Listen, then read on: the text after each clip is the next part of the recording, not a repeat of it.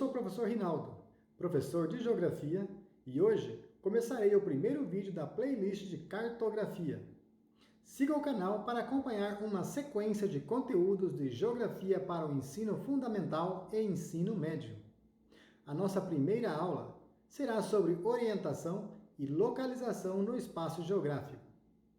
Então vamos começar.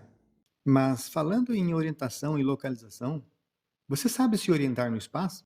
Tem noção de direções? Ou seja, você realmente vai atender aos chamamentos rapidamente de direita, esquerda, à frente, atrás? Tem noção dos pontos cardeais? Quais são os pontos cardeais? Como saber de fato as suas direções? Bem, no papel é fácil, né? Aprendemos e estamos acostumados a ver no papel que o norte está sempre na parte de cima, o sul na parte de baixo, o leste no lado direito e o oeste no lado esquerdo. Mas e na sua vida diária, no seu cotidiano? Você sabe apontar todas as direções? Para muita gente é uma tarefa difícil. Quando você estiver no meio da rua, será que você vai inclinar a cabeça e dizer que o norte é para cima? Ou dizer que o sul é para baixo? Mas existem várias formas de descobrir as direções dos pontos cardeais. A primeira forma é observando o movimento aparente do Sol.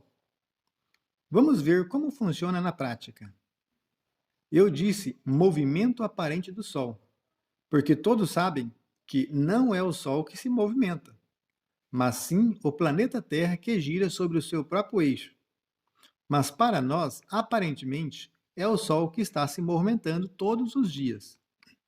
Então, observe que todos os dias o Sol nasce pela manhã no horizonte, cruza o alto do céu ao meio-dia e se põe no horizonte ao lado oposto no final da tarde. Então, depois que você observou e localizou esse movimento, você abra os braços e mantenha-os esticados por alguns instantes. E faça com que sua mão direita esteja apontada para o sol nascente e a sua mão esquerda esteja apontada para o sol poente. O lado que o sol nasce será leste, o lado que o sol se põe será oeste. Em sua frente será norte e atrás de você será sul. O sol nasce no leste, certo? Sim, mas não exatamente no leste todos os dias, e nem em todos os lugares do planeta. Vamos usar o exemplo de quem mora próximo à linha do Equador, que é 0 graus de latitude. Nos dias de equinócio, o Sol nasce exatamente no leste e se põe exatamente no oeste. Imagine que seja o equinócio de primavera no mês de setembro. Nasceu exatamente no leste e se pôs no oeste. Mas, após o equinócio de setembro, conforme os dias vão passando em direção ao mês de dezembro, o Sol vai nascer cada vez mais ao sul do leste e se pôr cada vez mais ao sul do oeste. A partir do equinócio de março, conforme os dias vão se aproximando do mês de junho, o Sol vai nascer cada dia mais ao norte do leste e se pôr cada dia mais ao norte do oeste. Lembre-se que estamos falando de quem mora próximo da linha do Equador. Mas, para quem mora a partir de 23 graus e 27 minutos, ou próximo dos polos, o Sol nunca irá nascer exatamente no leste verdadeiro. Mas eu vou explicar melhor isso em uma outra aula. Por enquanto, é para lembrar que o Sol nasce mais ou menos no leste e se põe mais ou menos no oeste, todos os dias. Saber a direção que o Sol nasce ou se põe é muito importante na hora de você comprar um imóvel, por exemplo, seja um imóvel comercial ou residencial. Essa informação é essencial. Vamos ver um exemplo. Na cidade que tenham as ruas e avenidas com suas direções nas mesmas direções dos pontos cardeais, digamos que uma cidade esteja localizada no norte ou no nordeste brasileiro. Agora, imagine um edifício que tenha apartamento voltado para leste e apartamentos voltados para o oeste. O apartamento voltado para o leste receberá os raios solares na parte da manhã. Já o apartamento voltado para o oeste receberá os raios solares na parte da tarde. Pela manhã, os raios solares incidem diretamente sobre o apartamento pelo lado leste, mas esses raios solares, devido à sua inclinação, não foram suficientes para acumular energia nas paredes ou no próprio ar. Então, o desconforto térmico será relativamente pequeno. Ao longo do dia, o ar vai se aquecendo e a temperatura das paredes e de todas as superfícies que recebem a luz solar diretamente se aquece. Após o meio-dia, o ar e as superfícies já estão aquecidos. Dessa forma, todo o período que os raios solares estiverem incidindo sobre o apartamento voltado para o oeste na parte da tarde, irá provocar um desconforto térmico muito grande. Sendo assim, os apartamentos que estão voltados para a face oeste podem apresentar uma desvalorização na hora de ser negociado. A mesma situação não irá ocorrer no Rio Grande do Sul, por exemplo, pois, devido à latitude do local, a declinação solar e a grande variação do fotoperíodo levará à valorização do imóvel que estiver com a fachada principal voltada para o norte. Mas isso eu vou explicar em uma outra aula quando estivermos falando de latitude. Agora, vamos ver a segunda forma de descobrir a direção dos pontos cardeais. A Lua. Assim como o Sol, a Lua todos os dias nasce no leste e se põe no oeste. É claro que nem todo mundo vê essa trajetória. Primeiro, porque a Lua não nasce no mesmo horário todos os dias. E em alguns dias do mês ela não vai aparecer, pois será o período que é chamado de Lua Nova. Então, da mesma forma que você fez no Sol, você estica sua mão direita para o lado que a Lua nasce, esse lado será leste. A sua mão esquerda para onde a Lua se põe, esse lado será oeste. A sua frente será norte e atrás de você será sul. E assim como aconteceu com o Sol, o movimento aparente da Lua também muda ao longo do ano, ou seja, alguns dias será mais ao norte do leste, outros dias será mais ao sul do leste. Vamos ver a terceira forma, as estrelas.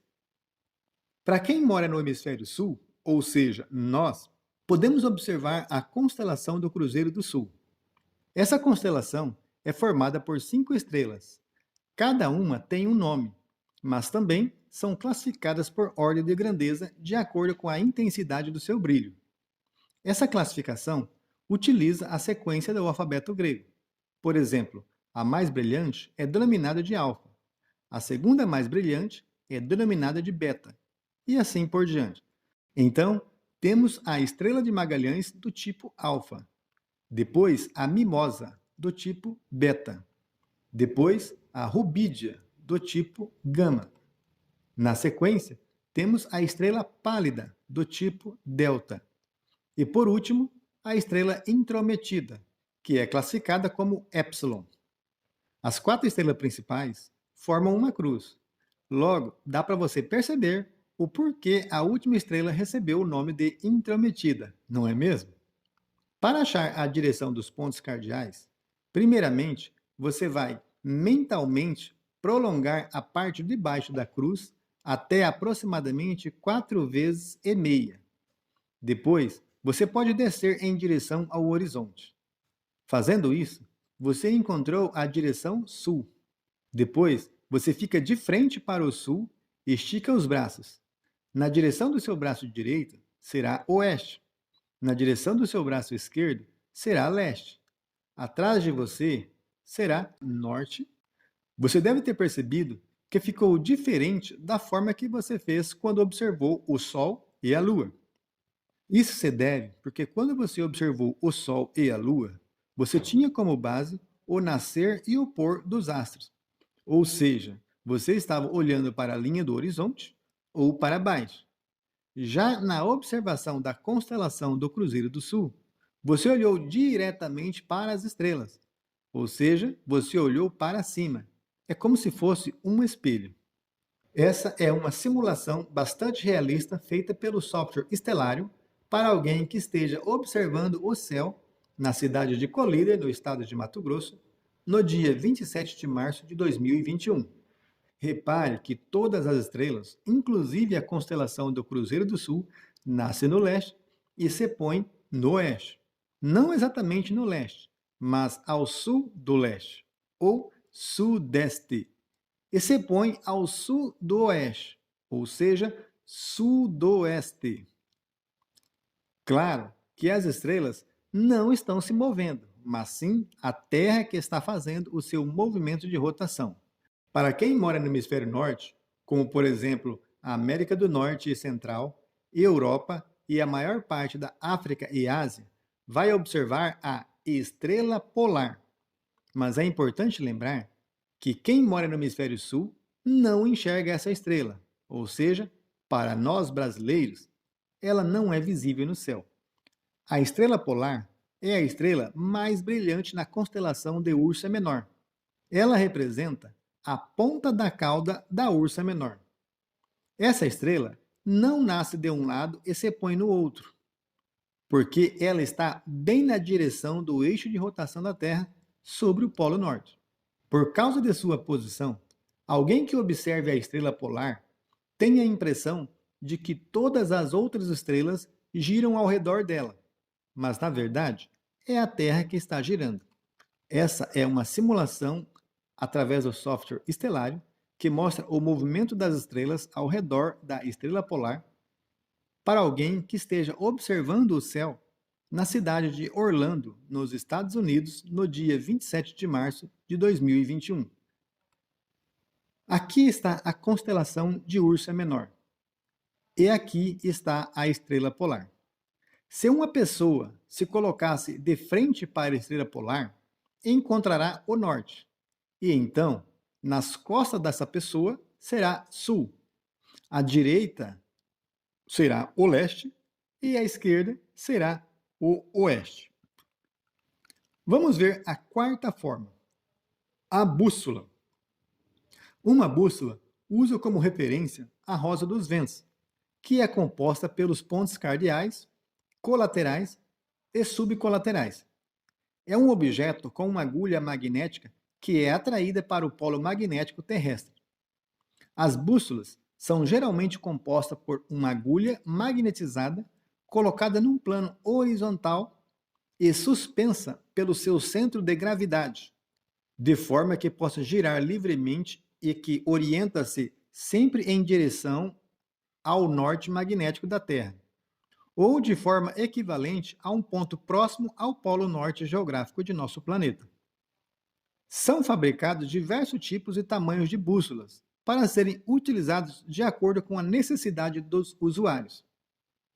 Atualmente, já existem bússolas eletrônicas e ou digitais que possuem sistemas inspirados naquele das bússolas magnéticas, porém mais sofisticadas.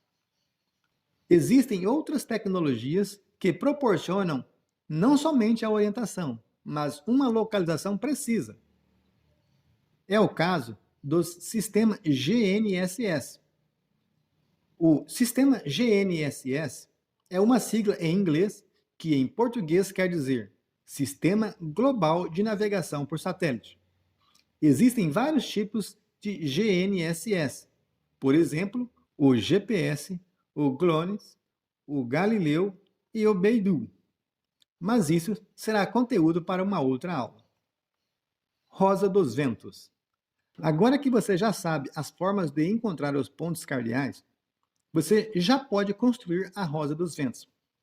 Quando eu estou em aula, eu ensino aos meus alunos passo a passo para eles construírem uma rosa dos ventos de forma fácil e bonita. Mas aqui eu só vou mostrar para vocês a importância da rosa dos ventos. Então, a rosa dos ventos começa com os pontos cardeais.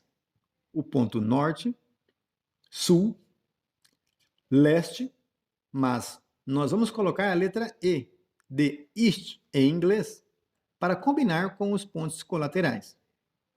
E por último, o oeste. Repare que entre o ponto cardeal norte e o leste, ainda tem um grande espaço que está sem direção.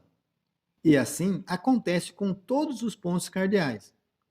É por isso que entre o norte e o leste tem o ponto colateral chamado de nordeste. Entre leste e sul temos o sudeste. Entre o sul e o oeste temos o sudoeste. E entre o ponto oeste e o norte temos o ponto colateral noroeste. Pronto! Finalizamos os pontos colaterais. Mas observe que entre cada ponto cardial e o colateral ainda tem um grande espaço que está sem direção.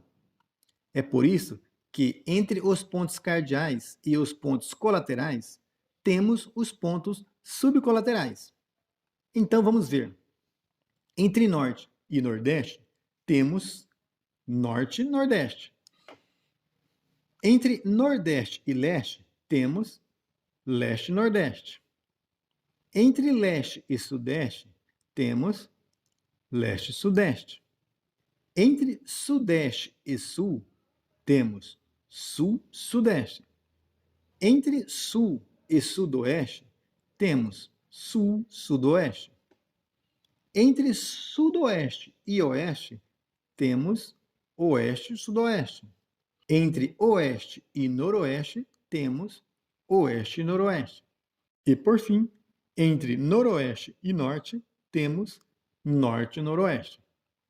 Agora, eu vou colocar aqui o significado das abreviações dos pontos cardeais, dos pontos colaterais e dos pontos subcolaterais. E agora, você já tem a sua roda dos ventos completa. Bem, pessoal, a aula de hoje acabou. Na próxima aula de geografia, continuaremos a falar sobre cartografia, onde irei explicar para vocês sobre as coordenadas geográficas. Não se esqueça de se inscrever no canal, ativar o sininho para ser avisado quando a próxima aula estiver pronta. Até a próxima aula, pessoal!